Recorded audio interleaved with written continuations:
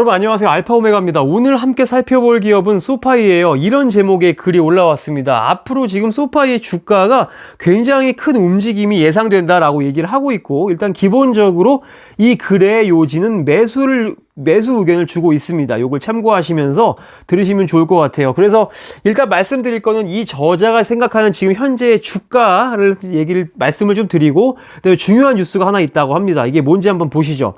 자, 그래서 최근에 지금 주가가 꽤 지금 바운드 약간 범위를 벗어났다라고 이제 얘기를 하고 있습니다. 그러면서 지금 주가가 다소 안정되어 있는 것 같다라고 이제 얘기를 하고 있습니다. 근데 주가 차트는 제가 봐도 그래요. 일단 여태까지 쭉 굉장히 많이 내려왔다가 지금 이 선에서 계속 지금 지지를 하고 살짝 올라가는 모습을 보여주고 있는데, 제가 봐도 약간 좀 차트가 좀 안정화가 된 것 같다. 굉장히 지금 여태까지 금리 인상 이런 것들 전쟁 이러면서 굉장히 주가가 많이 반영이 돼서 많이 내려왔죠. 그런데 더 이상 내려가지 않는 걸 보면 어쩌면 주가가 지금 여기가 바닥인지도 모르겠다라는 생각을 조심스럽게 한번 해보고 있습니다. 자, 그래서 주가는 이렇다 치고, 그러면 지금 월스트리트에서 가장 걱정하고 있는 게 무엇이냐라고 했을 때, 지금 그 소파이에서 10억 달러어치 지금 유상증자를 할 수 있다는 그런 이제 글이 올라왔어요. 그 제출물이 하나가 올라왔는데, 일단 이건 모릅니다. 지금 여기 보시면 금액이 지금 1빌리언이면요, 우리나라로 1조 3천억 원 정도 되는데, 이게 지금 시장에 지금 소파이의 주식의 형태로 팔렸는지 안 팔렸는지는 아직은 이 사람도 모르고 있는 것 같아요. 그래서 보면 밑에 일단은 여기 지금 뭐 이렇게 금액이 써 있고, 소파에 이렇게 명시가 되어 있고, 요 내용 있죠? 요 내용을 제가 밑에서 살짝 보여드릴게요. 자, we may. 그러니까 we는 누구일까요? 소파이겠죠? 소파이는 뭐 때때로 우리 주식을 제공하고 팔 수 있습니다. 팔 수도 있습니다라고 얘기를 하고 있고, up to 10억 달러까지 할 수 있습니다라고 얘기를 합니다. 그런데 그 형태가 뭐냐면 뭐 보통주, 우선주, 뭐 채무증권, 신주 인수권 정도의 그런 형태로 시장에 우리 소파이의 주식을 제공하고 우리가 이런 돈을 마련을 할 수 있습니다라고 이런 파일이 지금 그 증권거래위원회에 올라온 거죠. 그래서 이 사람들이 이걸 보고 지금 굉장히 혼란스러워 한다라고 하는 거고, 만약에 이런 뭐 depending on how this is done, 이게 이런 뭐 유상증자가 어떻게 지금 이루어졌던지 간에, 만약에 그게 지금 유상증자가 됐다고 하면 지금 주식은 당연히 이렇게 희석이 될 수밖에 없을 것이고, 결과적으로 EPS가 안 좋아질 수밖에 없다라고 이제 이 사람은 이 나쁜 뉴스에 대해서 얘기를 하고 있습니다. 그런데 그 와중에 이제 다행인 것은 뭐냐면, 최근 내부자들이 2분기 동안 계속 소파의 주식을 사고 있다라고 얘기하는 거예요. 지금 여기 보시면 CEO가 5월 달부터 그냥 계속 사고 있어요. 지금 유상증자를 할 거다라고 얘기를 했으면서 주식을 계속 사고 있어요. 이게 좀 말이 안 되는 것 같아요. 왜냐면 일반적으로 내부자들이 그 회사가 유상증자를 할지 안 할지 제일 잘 알겠죠. 그런데 일반적으로 유상증자를 하게 되면 주가가 떨어집니다. 주가가 떨어지는데, 그래서 뭐야, 삼자 배정을 하면 오를 수도 있겠지만, 어쨌든 유상증자를 하면 주가가 떨어지는 게 일반적인데, 그럼 떨어질 걸 예상하고 조금 기다렸다가 사도 되잖아요, 내부자들은. 근데 그걸 기다리지 않고 그냥 5월부터 6월까지 계속 꾸준히 매집을 했다라고 이제 얘기하는 게 굉장히 좋은 뉴스다라고 이제 보시면 좋고, 여기 지금 제가 전에 영상에서도 말씀을 드렸어요. 지금 이런 앤소니 노토 CEO 말고도 여러 지금 내부 인사들이 지금 주식을 사고 있다라고 제가 6월 15일 날 좀 이제 영상을 만들어서 보내드렸는데, 여기서는 약간 좀 내부자 구매에 대한 약간 정보를 조금 더 자세하게 지금보다는 들으실 수 있을 겁니다. 어쨌든 좀 넘어가 볼게요. 자, 그래서 지금 보시는 표는 심플리 월스트리트라는 곳에서 제가 캡처를 해온 건데, 최근 6개월 동안 내부자가 판 사람은 한 명도 없고 좀 매수만을 하고 있다라고 얘기를 하고, 그 전에는 이제 뭐 기관 투자자들, 컴퍼니 있죠. 컴퍼니에서도 팔고 뭐 개인들도 좀 많이 팔았었다. 근데 최근에는 없다라는 거 좀 참고를 하시면 좋을 것 같아서 캡처를 해왔습니다. 그래서 이 사람 뭐라고 하냐면, 사람들이 주식을 팔 때는 정말 여러 가지 이유를 대고 각각 파는데, 주식을 살 때는 오로지 한 이유밖에 없다. 이유가 하나밖에 없다. 언제냐? 이 주식이 오를 것 같으니까 사는 거죠. 그래서 내부자들, 지금 CEO도 그러고 바이스 프레지던트도 그러고 지금 주구장창 사고 있다. 이런 걸 봤을 때 이건 굉장히 긍정적인 뉴스라고 볼 수 있다. 이 사람은 이렇게 얘기를 하는 겁니다. 자, 그래서 이제 지난 1분기에 일단 결과를 잠깐 보면요. 지난 1분기 때 지금 탑라인 그로스, 그러니까 이게 지금 맨 윗줄에 있는 그로스니까 이게 지금 뭐 매출 성장 이런 걸 말하는 거겠죠. 총 매출. 이게 지금 굉장히 올랐다라고 얘기를 합니다. 그러면서 넷 레비뉴도 322 밀리언 달러가 나왔고 전년 동기 대비 49%가 올랐다. 굉장히 플러스죠. 그리고 이 수치가 지금 이 경영진에서 이제 얘기했던 것보다 훨씬 좀 높았다라고 얘기를 하고 있고 시장이 예상했던 것보다 아주 조금 높았다. 이것도 굉장히 좋은 거였죠. 그래서 결과는 좋았다라고 요약을 할 수가 있을 것 같아요. 그리고 이 세전 현금 흐름이 맞을 겁니다. 이 에비타가 7분기 연속으로 계속 지금 성장을 했다라고 이제 얘기를 하고 있어요. 성장을 했다라고 굉장히 대단한 거죠.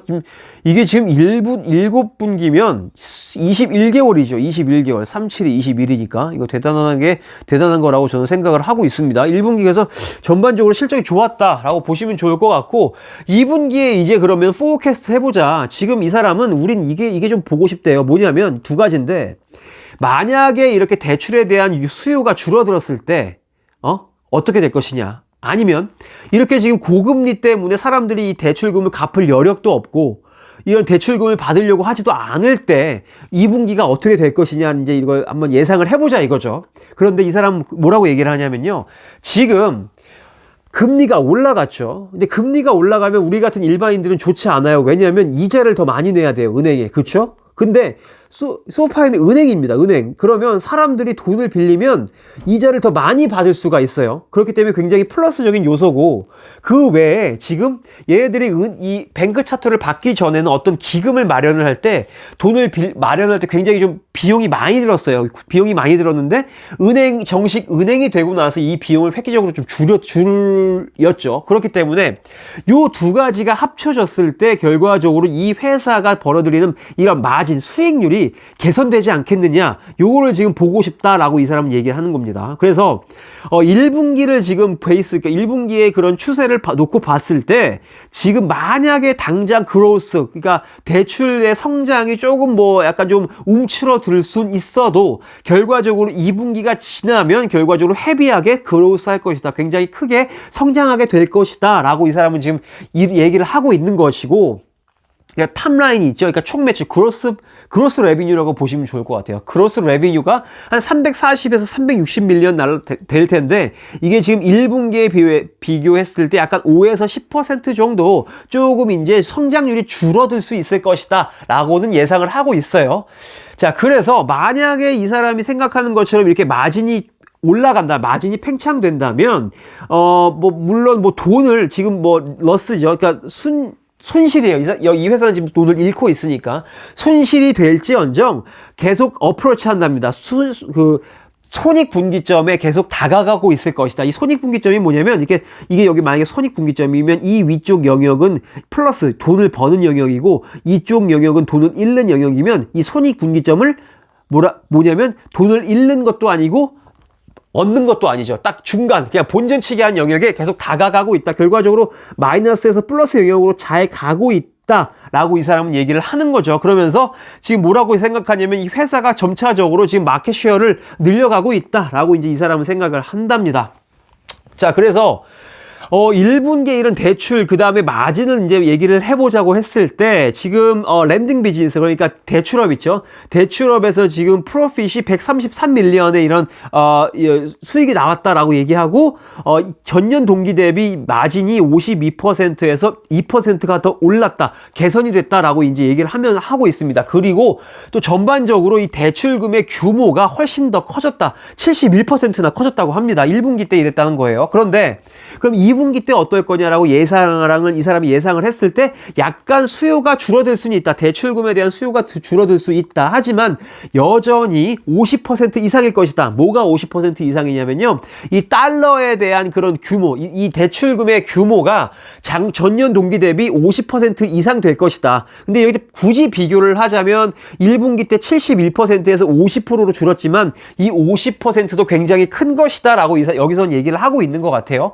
그리고 이것과 더불어서 마진이 53에서 56% 될 것 같다. 여기 보면 지금 1분기 때 마진이 여기 54% 마진이라고 나와 있었죠. 근데 이제 52에서 54로 늘었다고 말씀을 드렸는데 2분기 때는 여기서 54에서 53, 56 그러니까 조금 내려갈 수도 있는 것이고 조금 올라갈 수도 있는 그 정도를 지금 예상을 하고 있는 것 같아요.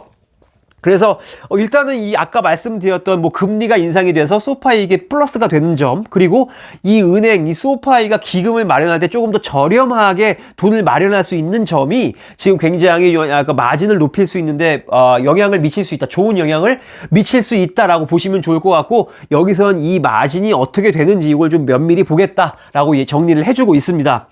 자, 그리고 지금 얘가 대출금에 대해서 이제 봤다면은요, 플랫폼 그로우스를 봐야겠죠. 갈릴레오와 저번에 이제 인수를 했던 테크니시스를 좀 봐야 되겠죠. 2분기 때 어떨 것이냐, 그로우스 투 컨티뉴 성장할 것 같다라고 이제 이 사람은 제목에서부터 얘기를 해주고 있습니다.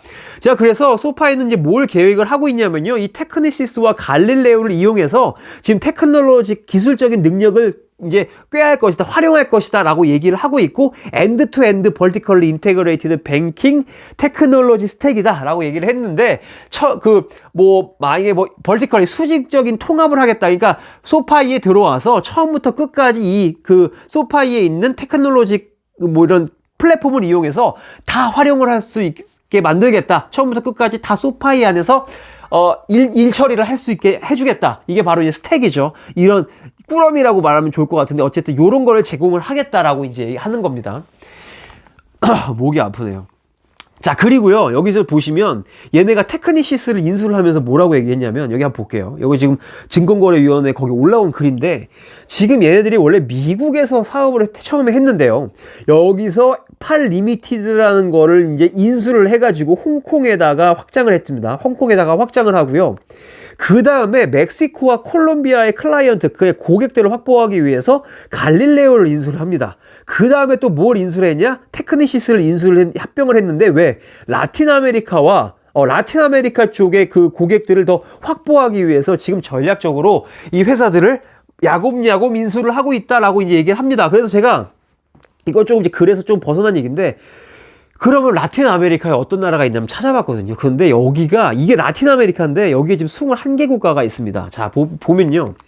자, 멕시코, 과테말라, 온두라스, 엘살바도르, 니카라과, 코스타리카, 파나마, 그 다음에 콜롬비아, 베네수엘라, 에콰도르, 페루, 볼리비아, 브라질, 파라과이, 칠레, 아르헨티나, 우루과이 했지 않았나요? 파라과이를 했군요. 우루과이, 쿠바, 아이티, 도미니카 공화국.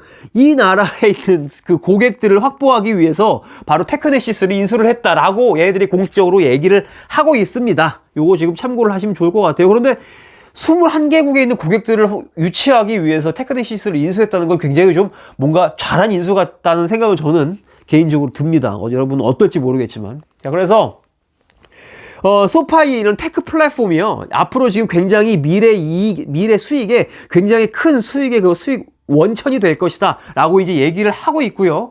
1분기에 얘들의 이제 레비뉴가 61밀리언 달러였다라고 얘기를 하면서 전년 분기에 32%가 오른 거다라고 합니다. 그런데 이 사람은 약간 2분기에는 비슷하거나 조금 더 높게 나올 것이다 이제 이렇게 얘기를 하고 있는 것 같아요.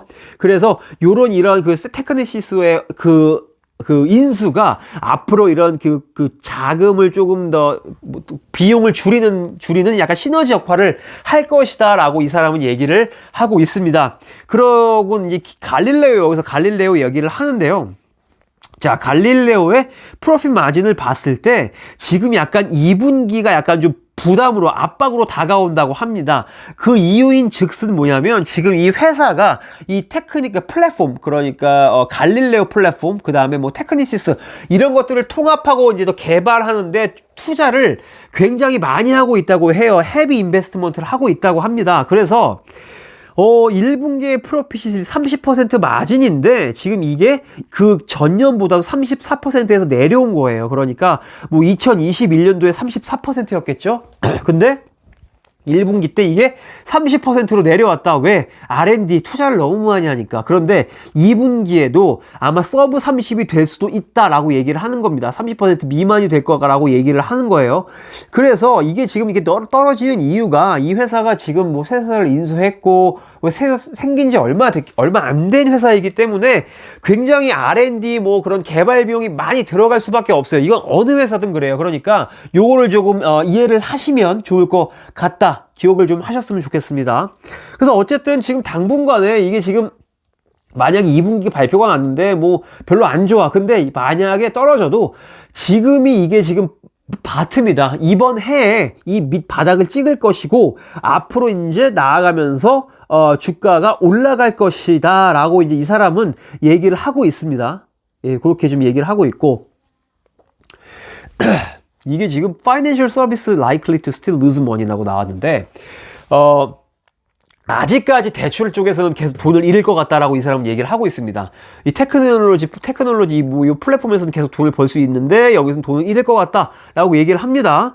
그래서 일단 이 파이낸셜 서비스는 뭐냐? 이건 대출이 아니에요. 이건 은행 업무예요. 은행 업무고 그 다음에 그거에 더불어서 이제 주식 뭐 소파이 인베스트먼트 뭐 이런 게 있거든요. 이런 서비스가 거기 서비스를 얘기를 하고 있는데 1분기 때 일단 23.5밀리언의 매출을 올렸다라고 이제 얘기를 하고 있고요. 근데 뭐 매출은 여전히 올라가고 있지만 뭐 7% 정도 올랐다라고 얘기를 합니다. 그래서 지금 약간 이번 분기의 결과가 어떻게 나올 것 같냐라고 했을 때 좀 약간 비슷하게 similar degree라고 얘기를 하고 있어요. 비슷하게 나올 것 같다라고 얘기를 합니다.